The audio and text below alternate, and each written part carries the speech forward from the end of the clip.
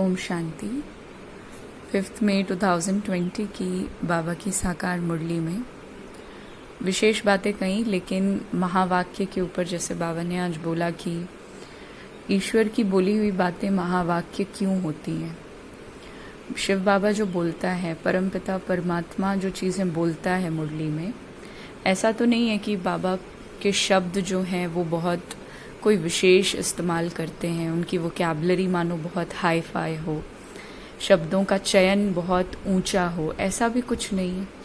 साधारण रीति से साधारण शब्दों का इस्तेमाल करते हुए वो बातें कह जाते हैं, और वो बातें महावाक्य क्यों हो जाती हैं। इस चीज़ को ऐसे समझें जैसे किसी के साथ हम मजाक में, मान लीजिए किसी को ऐसे ही मजाक में बोलें, जाओ मर जाओ, जैसे लोग दुनिया में बोलते हैं, है ना, कि तुम तो बड़े खराब हो, तुम तो मेरे दुश्मन हो, ऐसे ऊपर ऊपर मन से सपोज बोला, और सामने वाली आत्मा भी फील करती है कि मजाक में बोला गया है। ये शब्द तो बड़े वैसे से हैं कि जाओ तुम मर जाओ, लेकिन शब्द मैटर नहीं करता है, इंटेंशन मैटर करता है। हाँ, शब्द ऑफ कोर्स अब शब्द का इस्तेमाल नहीं करना है, जैसे गाली देना या अब्यूज करना, वो तो फिर अंडरस्टूड है कि ये चीजें नहीं करनी है। लेकिन किसी भी वर्ड को जब परमात्मा बोलता है, शिव बाबा जब बोलता है, तो वो जो भी चीजें बोल रहा है करने के लिए, वो उसने खुद अपने अंदर, उस परमात्मा के अंदर वो चीजें समाई हुई हैं नेचुरली। अगर वो कह रहा है प्यार बांटो, तो वो खुद बांटता है। और जब वो कुछ भी बोल रहे हैं, शिव बाबा कुछ भी बोल रहे हैं, तो उनके अंदर का इंटेंशन ये है कि बच्चे जल्दी से जल्दी अच्छे हो जाएं, शुभ संकल्प है, और उनको रिटर्न में कुछ नहीं चाहिए। तो ऐसे इंटेंशन के साथ जब परमात्मा मुरली चलाते हैं, कुछ भी बोलते हैं, तो वो बातें महावाक्य हो जाती हैं। ठीक वैसे ही अगर गुस्से में किसी को बोला जाए कि जाओ मर जाओ, और मजाक में बोला जाए जाओ मर जाओ, तो दोनों चीजों का जो रिएक्शन होगा आत्मा के द्वारा वो डिफरेंट होगा। मजाक में बोली हुई चीज को मजाक की तरह ही लिया जाएगा, और अगर इंटेंशन क्रोध वाला या वैसा सा है, तो सामने वाली आत्मा को वो चीज हर्ट करेगी, तकलीफ पहुंचाएगी, है ना। तो वही चीज शिव बाबा समझा रहे हैं कि शिव बाबा के वाक्य महावाक्य क्यों है, क्योंकि शिव बाबा स्वयं इतनी ऊंची स्थिति में है, सदा शिव है, कि उसकी बोली हुई बातें हिट करती हैं। कहते हैं ना, ये बात सुनी तो बहुतों से थी, लेकिन आपने बोला तो ऐसा लगा जैसे दिल को छू गया, है ना। आपने बोला तो मानो ये बात दिल में बैठ गई। तो परमात्मा के महावाक्य इसीलिए हैं, क्योंकि बाबा उस इंटेंशन और उस स्टेट में जा करके सदा उसी स्टेट में रहता है जो बातें वो बोलता है। उसका बोलना करना एक समान है। आज भी याद के ऊपर फोकस पड़ा कि तुम याद करो, माम एकम याद करो। दुनिया में किसी में ये ताकत नहीं है कि कोई व्यक्ति ये चीज बोले कि माम एकम याद करो, मुझ एक को याद करो, क्योंकि किसी में वो शक्ति नहीं कि वो शक्ति कोई किसी को दे दे महज याद करने से। जैसे कोई बड़ा आदमी होता है, वो कहता है ना कि मेरा नाम बस ले लेना और तुम्हारा काम हो जाएगा, है ना। उस ऑफिस में बस बता देना कि तुम मुझे जानते हो, मेरा नाम ले लेना और तुम्हारा वो काम बड़ी आसानी से हो जाएगा। परमात्मा तो उससे भी ऊपर की चीज है। इसीलिए शिव परमपिता परमात्मा शिव बाबा कहता है, मुझे बस याद कर लो और बाकी सारी चीजें तो अपने आप हो ही पड़ी हैं, हो जाएंगी भी नहीं, हो ही पड़ी हैं। तो उसकी याद में ऐसी क्या बात है।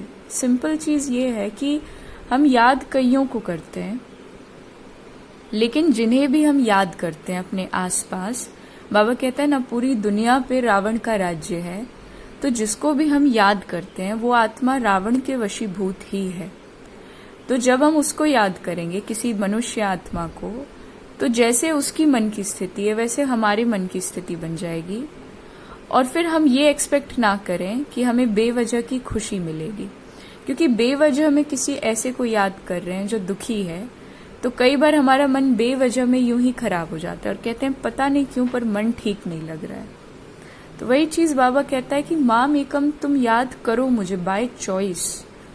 थोपा ना जाए, लेकिन समझ आ जाए कि माम एकम याद क्यों करना है।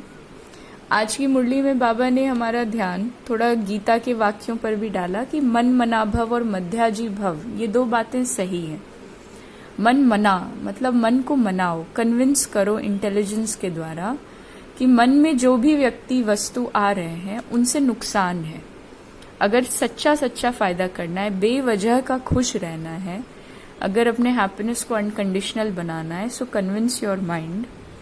मध्याजी भव, तुम क्या थे, क्या बनना है तुम्हें, इस चीज को याद करें, सत्युग को याद करें कि वैसी दुनिया में जाना है तो वैसी दुनिया में जाने के लायक अभी बनना है।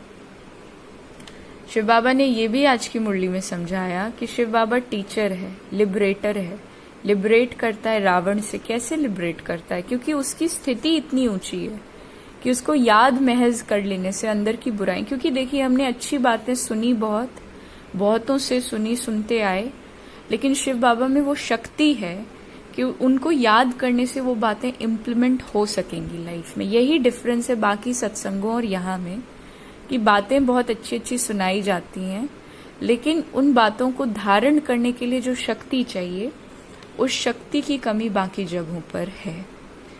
और बाबा ने आज ये भी कहा कि तुम्हें अपने ऊपर वादा भी करना है और अपने ऊपर रहम करना है बहुत अच्छे से।